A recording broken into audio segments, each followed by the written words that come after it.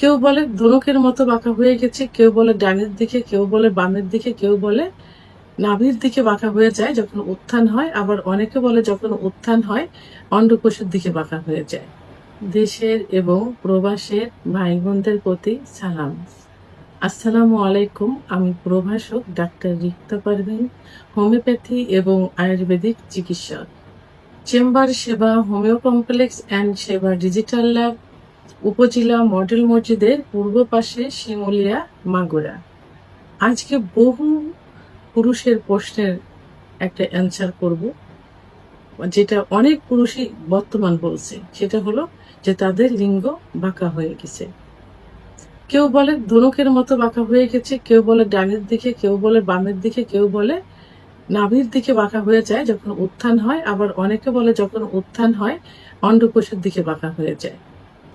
তো এখন এইটা এক একজন এক এক রকম ভাষায় বলে থাকে। তো আসলেই এই বাঁকাটা কি? অনেকে দেখা যায় যে জন্মগতভাবেও কিন্তু বাঁকা হয়ে থাকে ডান পাশে বাম পাশে। আবার অনেকে নর্মালি যখন একটু নিস্তেজ অবস্থায় থাকে তখন একদিকে একটু বাঁকানো থাকে। আবার মাস্টারবেশন বা হস্তমৈথুন, বিছানায় ঘর্ষণ, স্বপ্নদোষ ইত্যাদি করার কারণেও কিন্তু লিঙ্গ একদিকে বাঁকা হয়ে যায়, কারণ একদিকে হাত দিয়ে নিয়মিতভাবে তারা মাস্টারবেশনটা করে থাকে, যে কারণে একদিকে হয় ডান দিকে অথবা বাম দিকে। কিন্তু কিছু বাঁকা আছে যে বাঁকাটা হয় কার্ভের মতো, অর্থাৎ লিঙ্গ যখন উত্থান হয় তখন বাঁকা হয়ে একদম নাভির দিকে চলে যায় কার্ভটা। আবার অনেকটা দেখা যায় যে বাঁকা হয়ে একদম ধনুকের মতো নিচের দিকে নামছে। একইভাবে ডানে বামে হতে পারে। তো এটাকে কি বলে? এটাকে পেরোনিস ডিজিজ বলে। এই পেরোনিস ডিজিজটা কেন হয়? এটা হওয়ার পিছনে বিভিন্ন কারণ আছে। দেখা গেল মাস্টারবেশন করার সময় অতিরিক্ত এক্সাইটেড হয়ে প্রেশার ক্রিয়েট ভাবে করলো, তখন শিরা ডিসলোকেশন হয়ে গেল। আবার অনেক সময় দেখা যায় যে যে কোনো আঘাতের কারণে হলো। আবার অনেক সময় দেখা যায় সহবাসের সময় বেশি এক্সাইটেড হয়ে যখন আঘাতটা একটু বেশি করে তখন একটু মটাত করে একটা শব্দ হয়ে যায়। এই ক্ষেত্রে হয়ে থাকে, অর্থাৎ লিঙ্গের শিরা ডিসলোকেশন হয়ে যায়, যার ভিতর দিয়ে রক্ত চলাচলটা সঠিকভাবে করতে পারে না, যে কারণে একটা জায়গা ক্লোড হয়ে শক্ত হয়ে যায় অনেক সময়। এটা অনেক সময় টিউমার আকার ধারণ করে। এটা কোন জায়গায় এর অবস্থানটা থাকে? যেখানে বাঁকা হয়েছে, ঠিক যে বাঁকার যে পয়েন্টটা, কার্ভ যে সিস্টেমটা, ঠিক সেইখানেই এই টিউমারটা হয়ে থাকে, এই শক্তটা হয়ে থাকে। তো এটাই হলো পেরোনিস ডিজিজ। এখন এই পেরোনিস ডিজিজ অনেক সময় দেখা যায় যে ব্যথা হয় ওখানে। আবার অনেক সময় সহবাসের সময় ব্যথা লাগে। একটু উত্থান হলে ব্লাড সার্কুলেশনটা সঠিক মতো হতে পারে না, যে কারণে ওখানে টান লাগে, টান লেগে ব্যথা অনুভব করে। এই পেরোনিস ডিজিজ হলে, উত্থান হলে যে ধনুকের মতো বাঁকা হয়, এটাতে কিন্তু সহবাসে অনেক ব্যাঘাত ঘটে।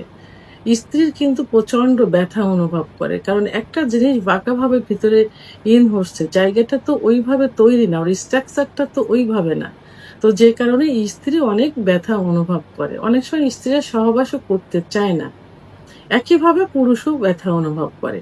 এখন এই যে পেরোনিস ডিজিজ, এই পেরোনিস ডিজিজটা কিভাবে আপনি ঠিক করবেন? প্রথমত হলো, এর জন্য অনেক উন্নত মানের, অনেক ভালো হোমিওপ্যাথি আয়ুর্বেদিক চিকিৎসা আছে, যেটা ওষুধের মাধ্যমে কিন্তু এটা ঠিক করা সম্ভব। দ্বিতীয় যেটা আছে সেটা হলো ফিজিওথেরাপি। বিভিন্ন ফিজিওথেরাপি আছে, এর মাধ্যমে ঠিক করা সম্ভব। যখন থার্ড স্টেজে যাবে, সেক্ষেত্রে কোনো কোনো সময় অপারেশনেরও প্রয়োজন হয়ে থাকে। তো এখন অনেক সময় দেখা যায় যে এই সার্জারি করতে গেলে, কারণ যে শিরা থাকে লিঙ্গের ভিতরে, এই শিরা কিন্তু রসুনের খোসার মতো। অনেক সময় এইটা অপারেশনের সাকসেস হয় না, তখন কিন্তু লিঙ্গ পুরাটাই প্যারালাইজড মতো হয়ে যায়। তো এই জন্য সবারই সচেতন হওয়া উচিত। প্রাথমিক অবস্থায় যখনই এইটা দেখবেন, তখনই একজন ডাক্তারের চিকিৎসা নেওয়া।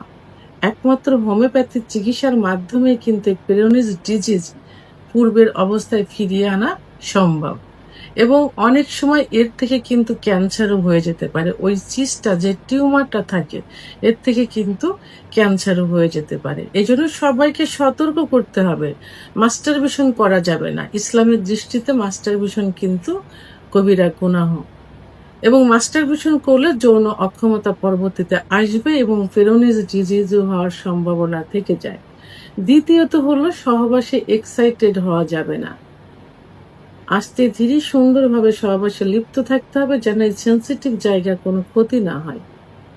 দ্বিতীয়ত হলো যে মানে যখনই কোনো কিছু করতে যাবেন, রানিং থাকবেন, কোনো যানবাহনে চলবেন, চলাফেরা করবেন, সতর্কতা অবলম্বন করতে হবে। কারণ এটা এমনই একটা জায়গা যে যেখানে আঘাত লাগলে পেরোনিজ ডিজিজ হবে। আবার অনেক সময় দেখা যায় যে অন্ডকোষে আঘাত লেগে কিন্তু মারাও যেতে পারে। এই জন্য সতর্কতা অবলম্বন করতে হবে। ভিডিওটি সম্পর্কে যদি কোনো মতামত থেকে থাকে অবশ্যই কমেন্টসের মাধ্যমে জানাবেন। আর ভিডিওটি ভালো লাগলে লাইক, কমেন্ট, সাবস্ক্রাইব করে আমার সঙ্গে থাকুন। আল্লাহ হাফেজ।